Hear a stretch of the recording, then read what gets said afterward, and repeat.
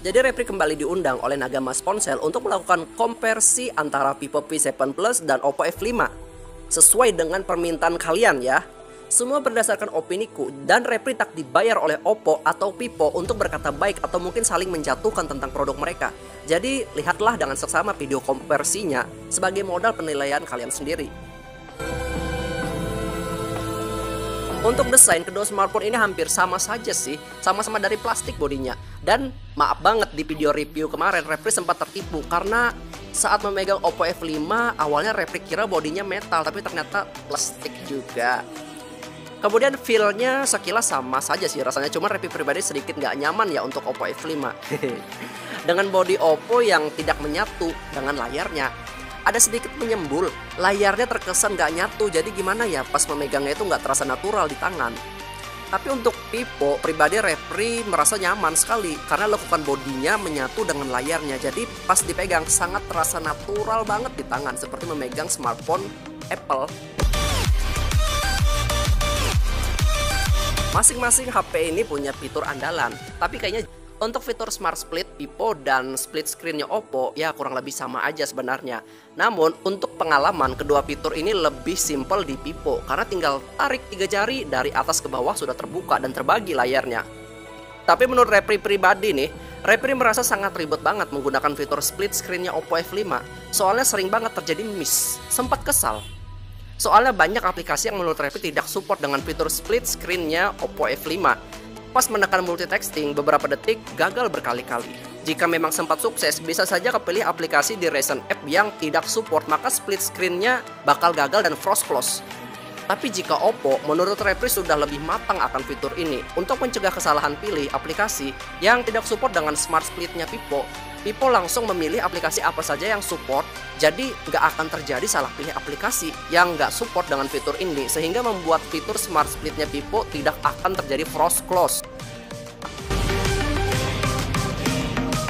Untuk hasil foto standar ya, menghadap cahaya untuk Repri pribadi merasa susah banget nih membedakan mana yang bagus yang mana tidak, soalnya sama-sama bagus menurut Repri. Jadi bingung mana yang lebih, mana yang kurangnya.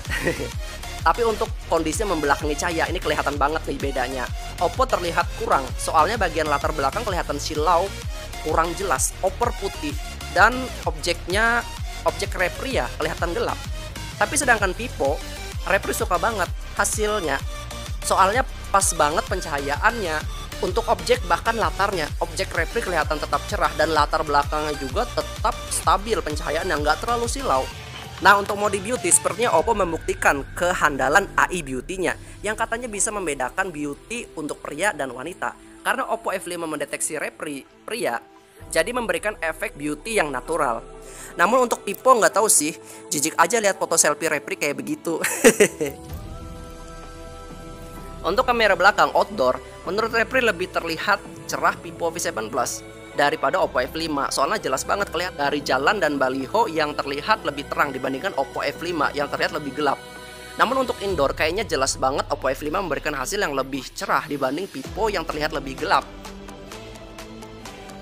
Untuk hasil video, kamera depan kayaknya jelas banget ya. Mungkin kalian bisa menilai sendiri ya.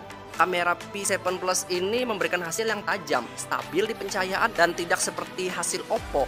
Hasil videonya kok gimana kan? Belum lagi nggak stabil banget pencahayaannya. Heran. Tapi untuk kamera belakang, kamera Oppo lumayan baik. Soalnya terlihat jelas kamera Canon Repri, tapi minusnya masih di pencahayaan. Dynamic range-nya sangat amat tidak stabil. Sedangkan Vivo terlihat gelap objek kamera Repri.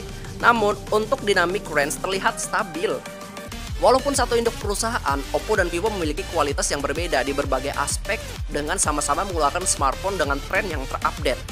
Tapi seadanya jika kalian mencari kualitas kinerja yang lebih dari Oppo dan Vivo, bahkan lebih dari Samsung S8, kualitas kamera belakang yang lebih baik dari Oppo dan Vivo ini, kualitas video recording yang lebih baik dari Oppo dan Vivo ini, juga bahkan mencari harga yang serupa seperti Oppo dan Vivo ini, kalian bisa pilih Xiaomi Mi 6. Namun, minusnya Xiaomi Mi 6 bukan smartphone tren saat ini, bukan smartphone bezel-less full view ya. Jadi semuanya tergantung kalian. Pilihlah smartphone dengan bijak sesuai dengan kebutuhan kalian. Itu opini Repri. Kalian setuju atau tidak, itu hak kalian. Yang penting Repri bisa menunjukkan video berserta faktanya. Terima kasih buat Nagamas Ponsel, Sambit, Jalan Suprapto, Kalimantan Tengah. sebelah Budiana Motor sejalur dengan Jelawat Sampit. Juga bisa menerima kredit dan servis HP juga. Sekian dari Repri, salam.